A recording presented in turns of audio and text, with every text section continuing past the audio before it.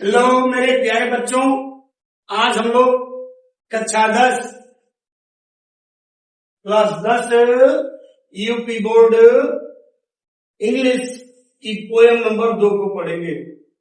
Poem का नाम है फायर एंड आइस, यानी आग और बर्फ।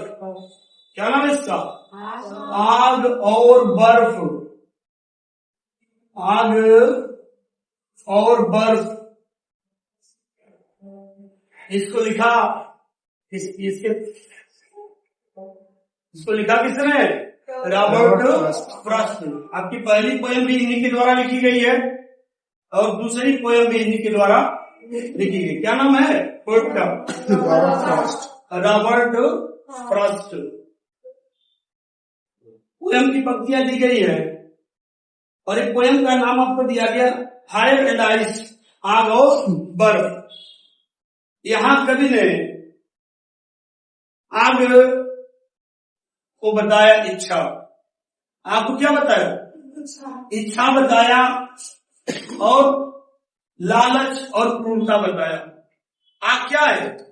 इच्छा है। इच्छा कौन सी इच्छा है? कि आज हम साइकिल से चल रहे, पैदल चल रहे हैं, इच्छा है कि साइकिल रहता तो बड़ा अच्छा हो जाता। साइकिल में तो मोटरसाइकिल होती तो अच्छी हो जाती। मोटरसाइकिल में भाई 4 व्हीलर हो जाता तो अच्छा हो जाता। अब 4 व्हीलर आए थे भाई हवाई जहाज मेरे पास होता तो हो जाता। ये जो इच्छा है इसी को यहाँ फायर कहा गया है, आग कहा गया है, जो कभी पूरा, इसको जितना पूरा करने की कोशिश करेंगे और वो और बढ़ता जाएगा। तब तक समय आ जाएगा, टिकट कट जाएगा, चले जाएंगे ऊपर वाले के यहाँ। उसी को कहा गया फायर का मतलब यहाँ इच्छा, यानी जिस इच्छा के पीछे मानव परेशान है वही फायर है, वही आगे। फायर का मतलब यह क्या है? इच्छा से, जो जीवन में कभी पूरी होने वाली नहीं। पंक्तियां हैं, ध्यान देंगे। पहला पैरा है, पहला पैसेज है, पहला स्टैंजा है कि सम से कुछ लोग कहते हैं। सम से का मतलब कुछ लोग कहते हैं कि द वर्ल्ड, संसार, विल एंड, समाप्त हो जाएगा। विल एंड का मतलब समाप्त हो जाएगा, यानी संसार विल एंड माने समाप्त हो जाएगा। सम से कुछ लोग कहते हैं द वर्ल्ड, संसार, विल एंड, विल एंड का मतलब समाप्त हो जाएगा इन फायर, आग। यहाँ आग क्या है? यहाँ आग क्या है? जो डिजायर है, इच्छा है, वही क्या है? आग। जो डिजायर है, इच्छा है, जो कभी पूरी होने वाली वो डिजायर ही यहाँ फायर बताया गया है। तो सम से कुछ लोग कहते हैं द वर्ल्ड, संसार, यह संसार, विल एंड, समाप्त हो जाएगा।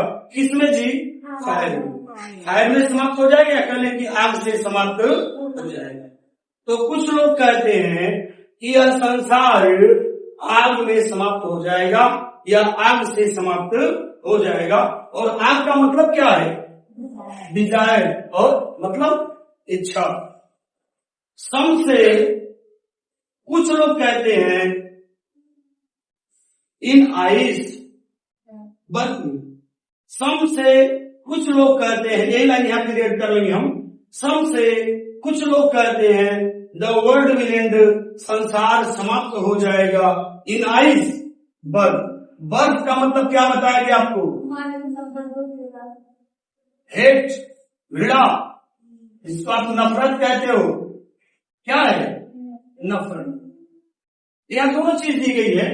फायर का मतलब क्या है? डिजायर है, इच्छा है, जो कभी पूरा होने वाली नहीं है। और आइस क्या है? यह नफरत। आइस क्या है? नफरत। तो ध्यान देंगे दोनों शब्दों को ध्यान देंगे। फायर का मतलब डिजायर है, इच्छा है, जो कभी पूरी होने वाली नहीं है। और आइस क्या है? यह नफरत है। यानी कवि ये कहना चाहता है कि जो संसार है वह इच्छा से नष्ट हो जाएगी, क्योंकि सबकी इच्छा असीमित है, पूरी होने वाली नहीं है, इसलिए संसार नष्ट हो जाएगा। और दूसरी बार कहा कि हर देश, जैसे देशों की बात कर रहे हैं, हर देश चाहता है कि हम आगे हो जाए। वो एक परमाणु बम बनाए तो हम 2 परमाणु बम बना दें। ये क्या है? यह नफरत है। इसको क्या कहा गया? तो एक ने एक परमाणु बम बनाया, दूसरे ने कई परमाणु बम बना दिया। यह क्या है? एक दूसरे से नफरत। इन देशों की जो नफरत है यह है। तो फायर का मतलब डिजायर, इच्छा, और आइस का मतलब नफरत है। बस इन दोनों शब्दों को ध्यान देना है, सारे अर्थ कन्फर्म होते जाएंगे। सम से कुछ लोग कहते हैं कि संसार आग में समाप्त हो जाएगा या आग से समाप्त हो जाएगा। और आग का मतलब क्या है? डिजायर, इच्छा, असीमित इच्छा, जो पर पूरा नहीं। सम से कुछ लोग कहते हैं इन आइस, कुछ लोग कहते हैं कि यह संसार किससे समाप्त हो जाएगा? बर्फ से समाप्त हो जाएगा। या बर्फ का मतलब क्या है? जैसे बर्फ की बात करें ग्लेशियर की, ग्लेशियर का मतलब जो बर्फ, जो ग्लेशियर में केवल बर्फ ही होती है। जब इसकी ध्यान देंगे कि सम से कुछ लोग कहते हैं कि इन आइस, बर्फ में, कुछ लोग कहते हैं कि संसार किसमें नष्ट हो जाएगा? बर्फ में। मतलब क्या? नफरत, एक दूसरे से नफरत करके संसार नष्ट हो जाएगा। From what I have tested, ध्यान दीजिएगा, फ्रॉम का मतलब से होता है what I have tested. What I have tested का मतलब जो मैंने अनुभव किया है। अब कभी अपनी बात कहते हैं कि व्हाट आई हैव टेस्टेड, जो मैंने अनुभव किया है। ऑफ डिजायर, ऑफ डिजायर का मतलब है यहाँ अबाउट डिजायर। ऑफ डिजायर का मतलब क्या है? About desire. तो व्हाट आई हैव टेस्टेड, जो मैंने अनुभव किया। व्हाट आई हैव टेस्टेड, जो मैंने अनुभव किया। ऑफ डिजायर का मतलब अबाउट डिजायर, इच्छा के बारे में जो मैंने अनुभव किया है। क्या? क्योंकि ये इच्छा कभी पूरी होने वाली, वही कहते हैं इच्छा। ऑफ डिजायर का मतलब अबाउट डिजायर, इच्छा के बारे में जो मैंने अनुभव किया है। आई होल्ड विद दोज, मैं उन लोगों के साथ हूं। ध्यान देंगे हमारी बात का लिखा है आई होल्ड विद दोज, मैं उन लोगों के साथ। I hold with those, those मैंने उन सब। आई होल्ड विद दोज, मैं, आई का मतलब क्या है? मैं। आई होल्ड विद दोज, मैं उन लोगों के साथ हूं जो एवर पक्ष लेते हैं। किसका? आग का पक्ष लेते हैं, अर्थात जो यह विश्वास करते हैं कि संसार किससे नष्ट होगा? आग से।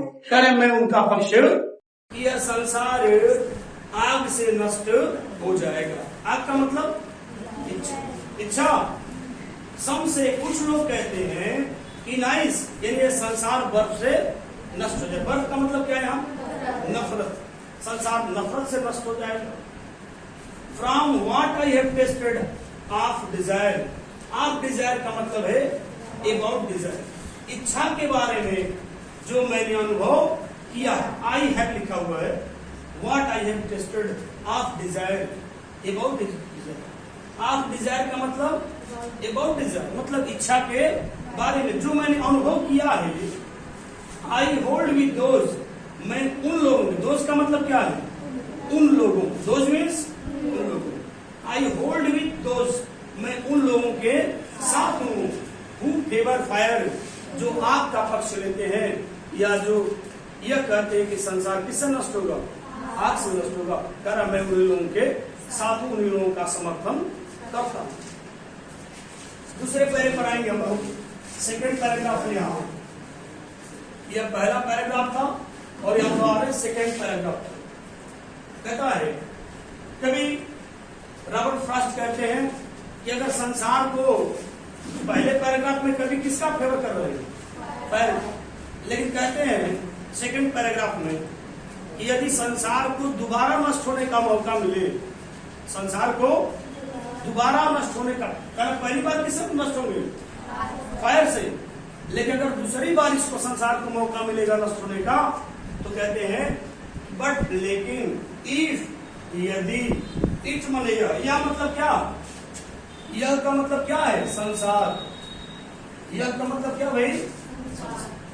बट लेकिन, इफ, यदि, इट माने यह मतलब संसार, had to perish, had to perish का मतलब नष्ट होना पड़े। हैड टू पेरिस का मतलब नष्ट होना पड़े। तो ध्यान देंगे, लेकिन यदि इट हैड टू पेरिस, इस संसार को क्या होना पड़े, नष्ट होना पड़े, ट्वाइस, दोबारा, ट्वाइस माने दोबारा। लेकिन यदि इस संसार को दोबारा नष्ट होना पड़े, तो आई थिंक, मैं सोचता हूं, आई नो, मैं जानता हूं, एनफ, पर्याप्त, आई थिंक, मैं सोचता हूं कि आई नो एनफ, मैं पर्याप्त जानता हूं, मैं पर्याप्त जानता हूं। नो का मतलब क्या, जानना। आई थिंक, मैं सोचता हूं, आई नो, मैं जानता हूं, एनफ, पर्याप्त।